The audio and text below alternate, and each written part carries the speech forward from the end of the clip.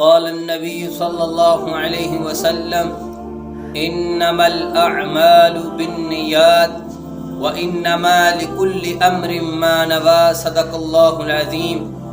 اللہ کے رسول صلی اللہ علیہ وسلم فرماتے ہیں اعمال کا دار و مدار نیتوں پر ہے۔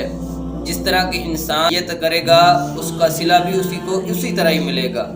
میرے محترم بھائیو، اگر ہماری نیت دنیا میں رہ کے صرف اللہ کو راضی کرنے کے لیے ہوگی، اللہ کی رضا کی خاطر نیکی کے کام کرنے کے لیے ہوگی، تو میرے محترم بھائیو ہمیں دنیا میں بھی صلہ ملے گا اور کل قیامت والے دن بھی ملے گا۔